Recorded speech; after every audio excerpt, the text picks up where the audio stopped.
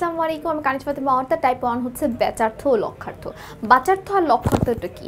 আমি যখন কোনো একটা কথা বলবো সেটা হুবহু আমার কল্পনায় চলে আসাটাকে বলে বাচার্থ, আর একটু চেঞ্জ হয়ে যে আসাটাকে বলে লক্ষার্থ।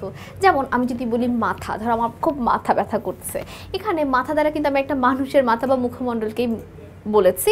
তোমাদের সবার কল্পনা একটা মাথা বা মুখই কল্পনায় আসবে। কিন্তু আমি যদি বলি গ্রামের মাথা, তাহলে গ্রামের মাথা দ্বারা কি গ্রামের কোনো বড় তাল গাছের অংশটা মনে আসতেছে না। তাহলে গ্রামের মাথা বলার সাথে সাথে আমাদের একটা ব্যক্তির কথা মাথায় আসছে, যে খুব গ্রামের সম্মানিত একজন ব্যক্তি। তার মানে দেখো, যখন আমি মাথা বললাম প্রথম শব্দে, তখন আমাদের যেটা আমি বলেছি সেটাই কল্পনায় এসেছে, মাথাই কল্পনায় এসেছে। কিন্তু দ্বিতীয় শব্দে যখন আমি গ্রামের মাথা বললাম, সেই ক্ষেত্রেও একটা ব্যক্তি আমার কল্পনায় চলে আসলো। অর্থাৎ প্রথমটা ছিল বাচার্থ, যেটা বলা সেটা হুবহু কল্পনায় আসা, আর দ্বিতীয়টা হচ্ছে লক্ষার্থ। ঠিক আছে? অর্থাৎ বাচার্থ হচ্ছে মুখ্য অর্থ, লক্ষার্থ হচ্ছে গৌণার্থ। দেখো, একটি শব্দ শোনার সাথে সাথে আমাদের মনে যে ছবি বা বোধ জেগে ওঠে সেটাকে কি বলা হয়?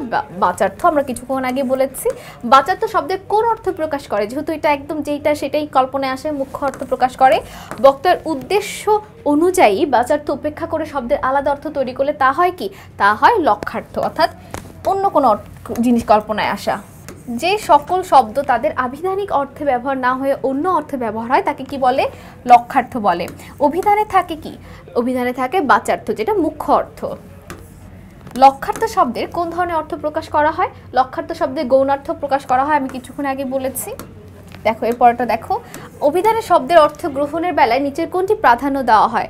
বাচার্থকে প্রাধান্য দেওয়া হয়ে থাকে। নিচের কোন বাক্যে মাথা শব্দটি লক্ষার্থ ব্যবহার করা হয়েছে?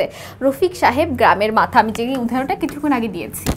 শব্দের আভিধানিক অর্থই বাচার্থ, মুখ্যার্থ। বাচার্থ যেহেতু মুখ্য অর্থ প্রকাশ করে, তাই এটাই হচ্ছে আমাদের আভিধানিক অর্থ। ঠিক আছে? তাহলে দেখো, অনেক সহজ একটা টাইপ ছিল। সকলকে অসংখ্য ধন্যবাদ। পরবর্তী টাইপে আমন্ত্রণ রইল। আসসালামু আলাইকুম, আল্লাহ হাফেজ।